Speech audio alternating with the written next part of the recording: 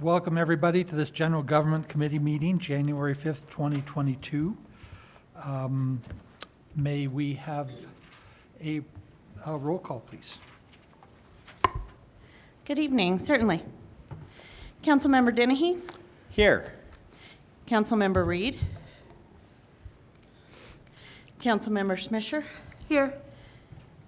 Councilmember Brandon Smith? Councilmember Stein? Here. Councilmember Tracy? Here. Mayor Pro Tem Hamrick? Here. Thank you for that, Denise. This evening, we have a discussion about liquor law updates. And with that, I'll just hand it over to our distinguished panelists here. So you had in your packet a copy of an ordinance, and I think you got the red line from Cindy on Monday maybe, and a clean version, it's the same ordinance, regarding some changes to the code regarding liquor licensing. In addition, I sent you a memo we had previously provided to you about some new liquor licenses that came out from the legislative session. And I think I'd like, if it's okay with Mayor Pro Tem Hamrick, I'd like to start kind of going over those new permits first, and then we can jump Certainly. into the ordinance.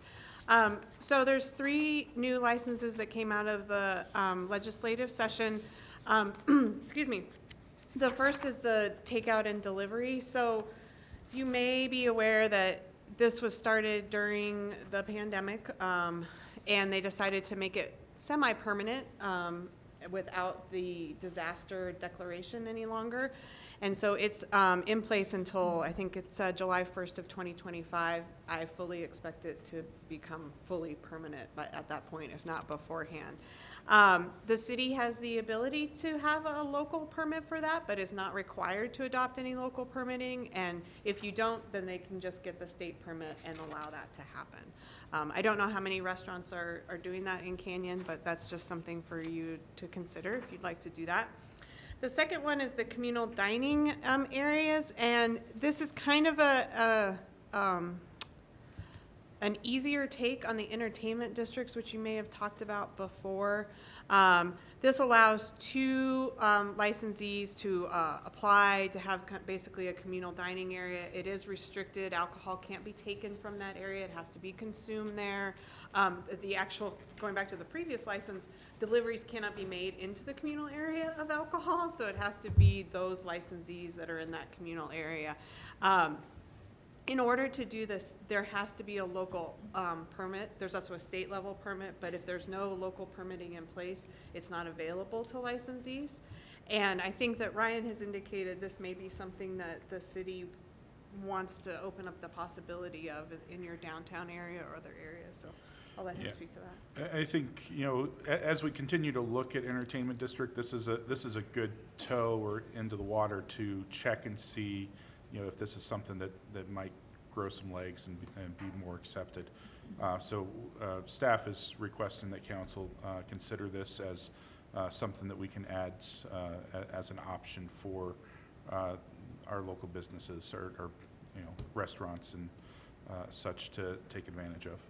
And the permitting process is really just what's called a modification of liquor premise, which is a current application. This is kind of an addendum onto the application that the state's created. So it's a fairly simple process for them to go through, unlike the entertainment district, which is rather complex and entails a lot more. And the last one is the festival permits. This permitting is at the state level as well. You can have a local licensing permit process, but you do not have to. Unlike the takeout and delivery, there is some possibility for you to prohibit these types of licenses if you want. I didn't think that you probably wanted to do something like that, but you do again have the option to have a local permit process there. So that's kind of the overview of those 3 licenses. Do you have any questions on that for me? So I do. I'll jump right in. And so because I didn't understand for sure, Ryan, what you were saying, that you were making a recommendation, but is that in our current draft that we have? It is not, and that's why these 3 things we thought we'd talk about before we got into the ordinance, because if council wanted to add these things in, when we bring this draft ordinance forward, we would make those additions to the draft ordinance. Thank you. So I take, if any council members have questions, now would be a good time to jump in. Let's not leave it hanging. I think that, I myself am in favor of allowing all of these options, essentially, that we have. And so I'd like to get just a sense of council, if we can go around. Maybe Amy, starting with you, and see what you say. I'm definitely in favor of the communal dining option. I'm kind of neutral on whether or not we need to have a local permitting process in addition to the state permitting process for the takeout and delivery. So I could go either way on that one. And I'm in favor of the third one. The more festivals, the better.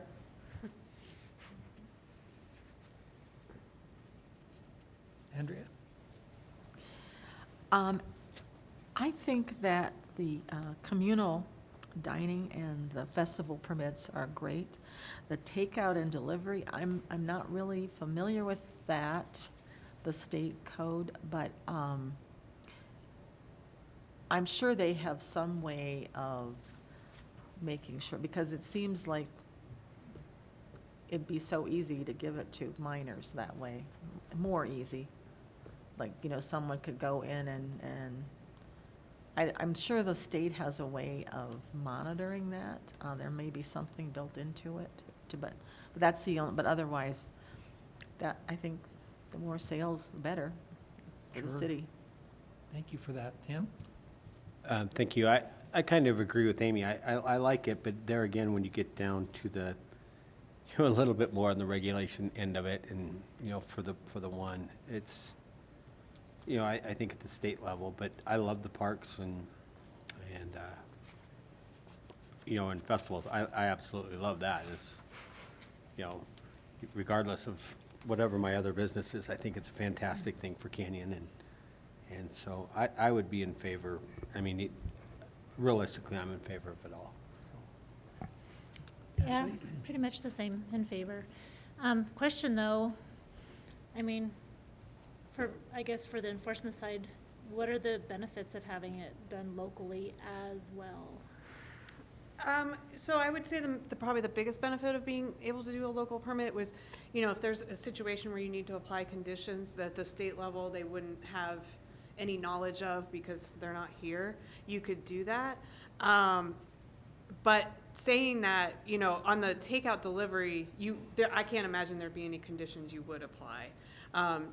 To kind of answer Councilmember Stein's question, the same rules apply as serving liquor anywhere. So, if they they serve someone who's underage, it's the same ramifications. They're a license holder and they could lose their license or it could be suspended.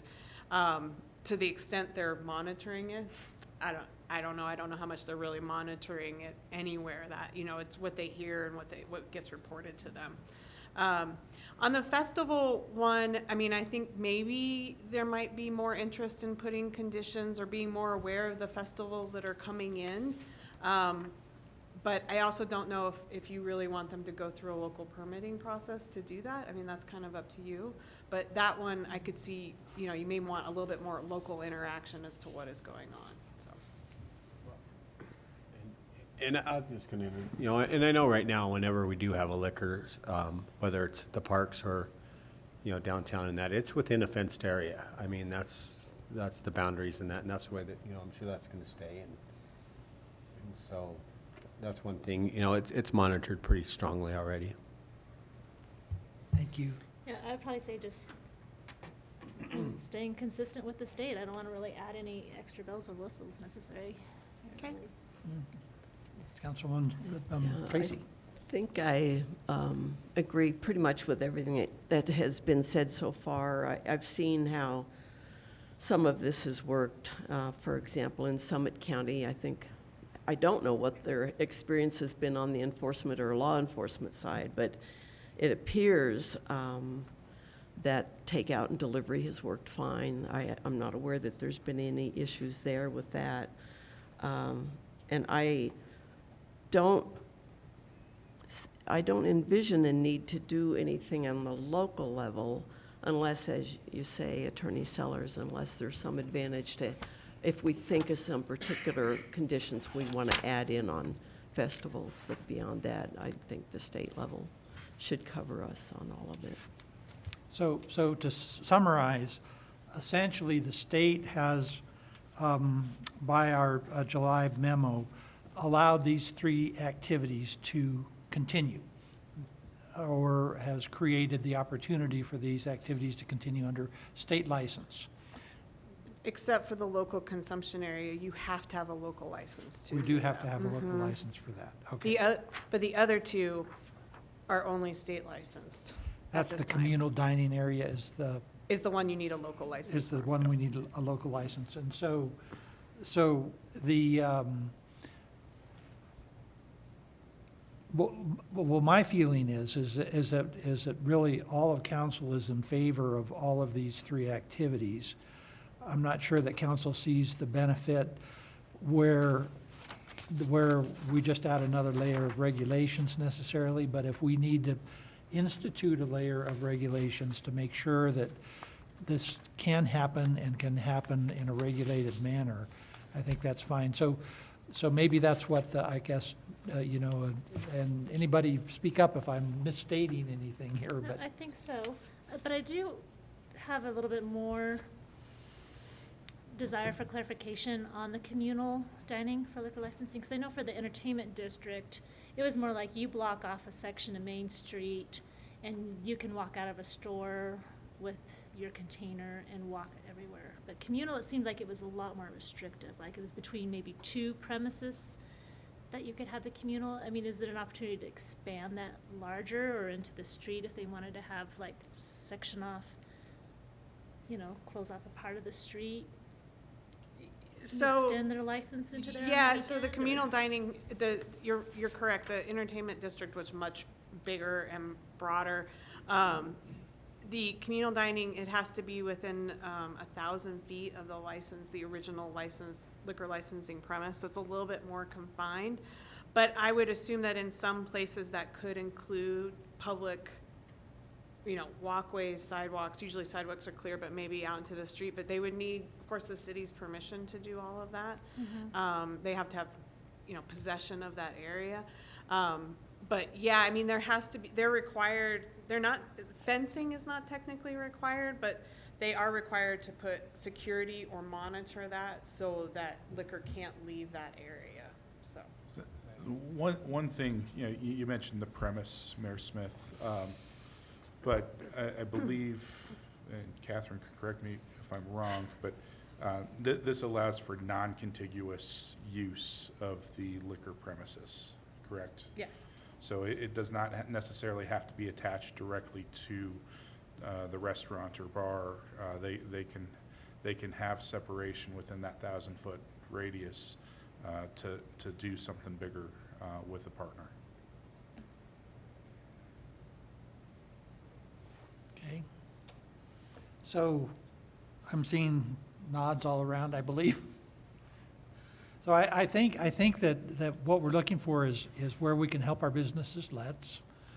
And if there's some compelling reason, we're certainly willing to look at something. But if we're just adding regulation on something that's already permitted and doesn't need any fine tuning by us, then I'm not sure that we're in favor of that. But you can always have version 1, version 2, or version 3 or something, Based Well, on need. you can always come back and add this, it's not your only chance, if you want to suddenly, you're like, nope, we need a license, takeout and delivery, you can come back and add it in. Yeah, But and- this isn't a one-off. Yeah, that was going to be my comment as well, is that if an issue arises, we can always come back and add the local permitting if we need to. Yeah, and just so, it's also clear, the special events that you have, the special event permits, the nonprofits that come in, those will not be covered under the festival license, so those still have to come to you to get their license, so you'll still see them. Okay? Does that seem clear enough? Okay? All right, so on to the ordinance.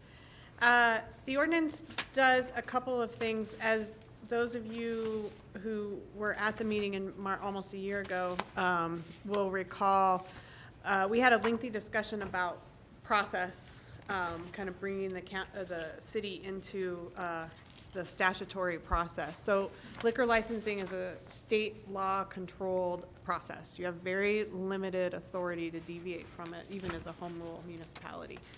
And what your code did not have in it was that process, just the basics of the process. And so what we had talked about is it might be really helpful for the public and applicants and staff to just have that basic process in the code. And so that's the majority of the changes you see are bringing that process in. It's essentially verbatim state law put into your code. So there wasn't a lot of discretion there. And so I'm happy to answer any questions about that. In addition, the other thing that the ordinance does is staff is proposing. So under state law, there is a 500-foot limitation between liquor licenses and schools. And you are authorized specifically under state law to exempt certain licensing from that. You have already exempt, and I don't know how old that provision is, hotel and restaurant licenses. My guess is because you have the downtown so close to the schools, it might be within that 500 feet. Staff is proposing a change to also include the lodging and entertainment license, and Councilmember Schmischer asked if that's one license, and it is one license, like the hotel and restaurant. It's a kind of falls, a couple of activities fall within that license. And so that change is also in here, and that's in the new section 130, so 5.30130 on page 11 of the red line version is that change as well. And so all the other red lines are just bringing in kind of state law provisions to kind of put a little meat on the bones of your current liquor licensing provisions, which are pretty minimal. So, Catherine, the addition of the entertainment premises into the liquor licensing, is that because triggered, and that's for you too, Ryan, is that triggered by the new ownership at the cinema?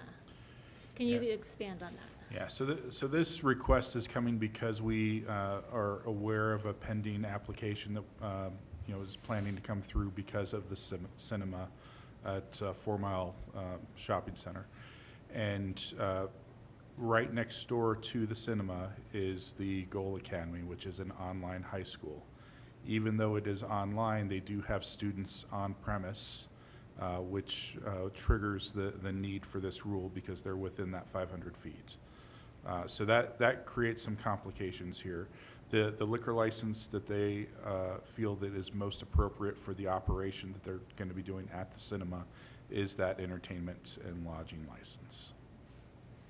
And just as a point of reference, there are restaurants right by Goal Academy as well that serve alcohol. That is already. correct. So you have restaurants who are not subject to the same provision because it's already been exempted. So you have Torero's and Lost Cajun are both there in that shopping center.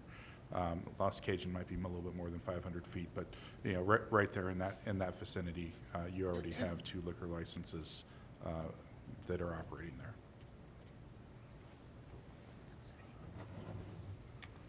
Amy? Thanks so much, Mayor Pro Tem. Have we had conversations with the school district and with Goal Academy? I understand that it's just in reference to Goal Academy at this time, but it is a much broader change that we're talking about. So have we talked to those parties that would be most directly affected and have the most expertise as to the potential impact that this could have on their students? Yeah, I don't know that we've spoken to the school district, and unfortunately, our city clerk, Cindy Foster Owens, is not here tonight. I don't know if she has discussed this with the Goal Academy. I can give a backstory with Goal Academy, though.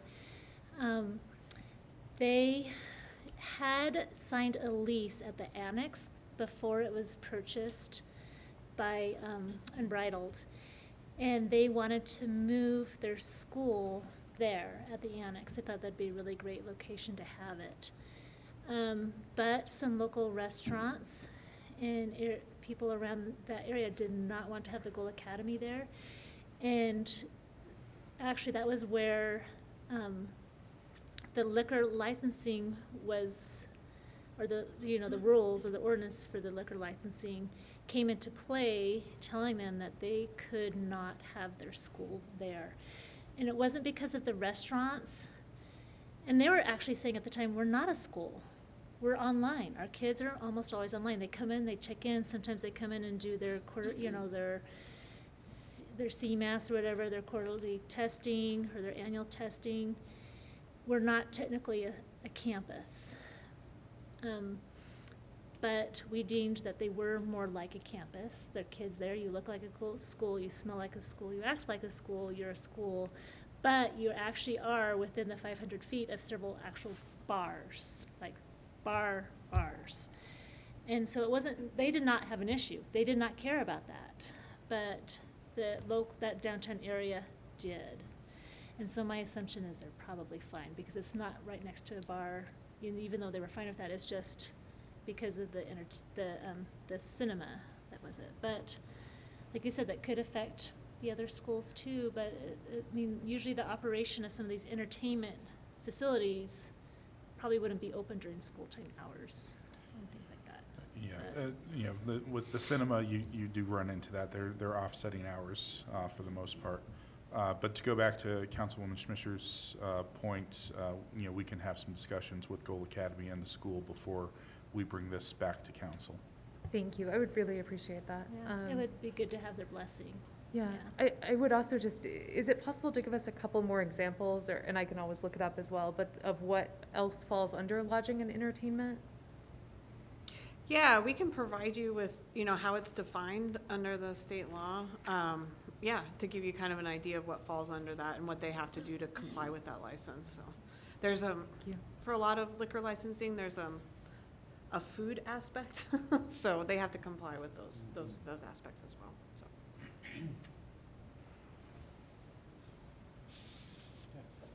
Yes. I just have one little thing that might be a typo on page 530. Ms. Tracy, can you turn Can you your put your microphone microphone on, please? I'll get used to it. Section 5.30.090, Section B, in the middle, it looks like it should say, "and provisions of state law." Yep.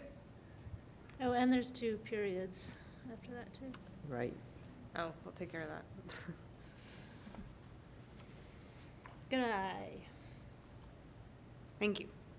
And just to talk about this a little bit, because I did have a question that I sent to Attorney Sellers, and she straightened it out for me, but it still leaves a question in my mind. Is on page 4 of that document, under A, 5.30.070, granting new licenses, it says, no new liquor license shall be granted until the local licensing authority considers the following: all other, and this is number 3, all other reasonable restrictions that are or may be placed upon the neighborhood by the local licensing authority.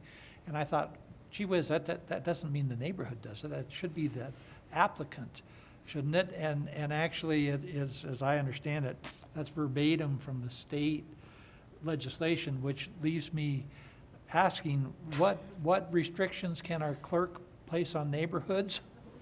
Isn't it like a business neighborhood? That's what Yeah, I've I don't, interpreted it as. I've never seen any, because Canyon actually hasn't designated a neighborhood ever, it's the whole city. But if you were to designate like an area or something like that, I suppose you could, like if there's a concentration of a type of liquor license, you could maybe limit the number or something like that. It may also be a reference to like zoning regulations. These statutes are sometimes very old, and so I think it could be a combination of that as well. So I've never seen special regulations other than the designation of a neighborhood by a local licensing authority, but that's what I'm assuming it's in reference to. I thought it somewhat puzzling, but I think you've straightened it out. I had the for same me. reaction this morning when you brought that up, so I thought that is rather puzzling. Okay.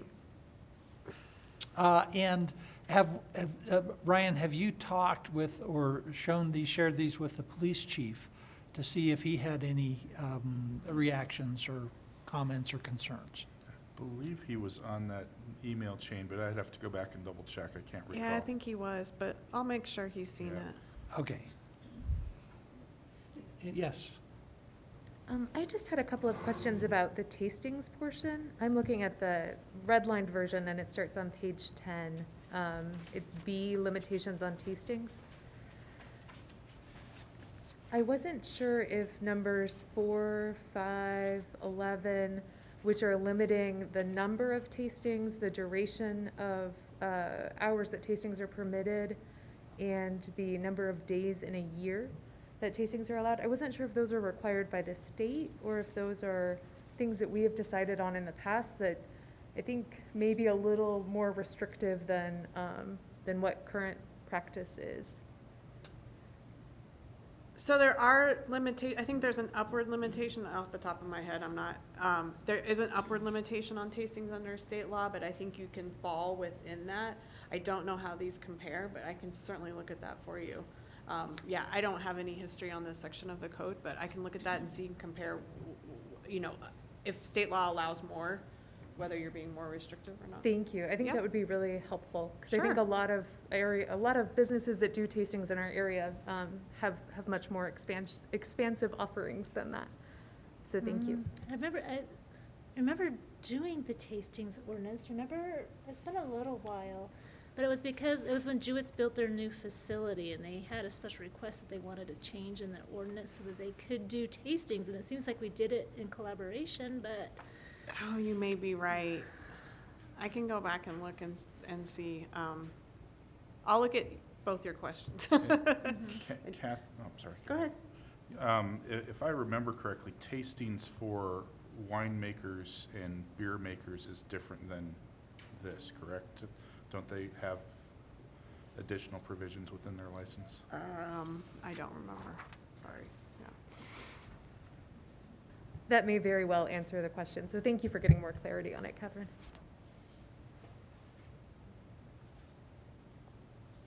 Any Yeah, other- actually, you're right, Ryan. Sorry. Yeah, you're right. It's only the retail stores tastings. Yeah. Sorry, I apologize. No, that's all right. Producers have additional Special, provisions. yeah. I think they're allowed tastings automatically, Yeah. but there's regulations on it, but I think it's part of their licensing is they're Yes. allowed to do tastings.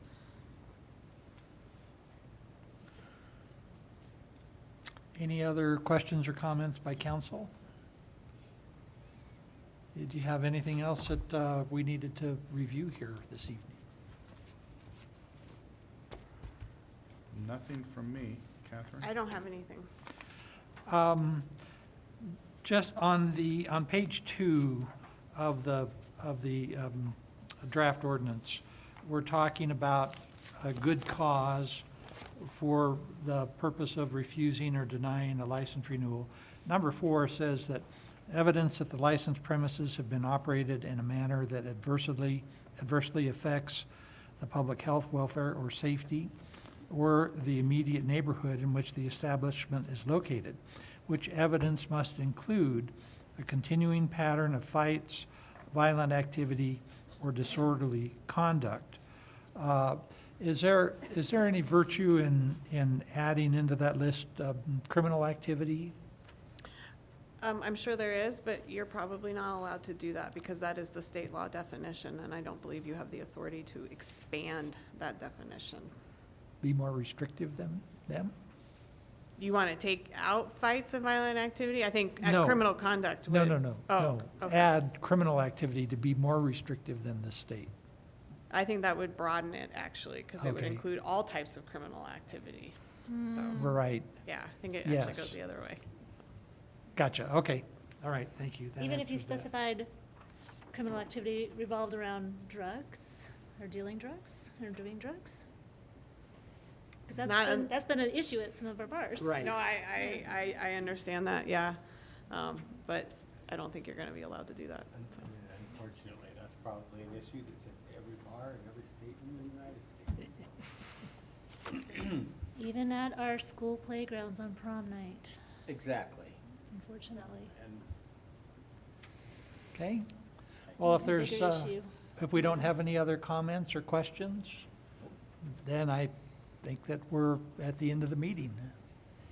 This meeting's Excellent. adjourned, and we now have URA in a half an hour. Okay. We get a break.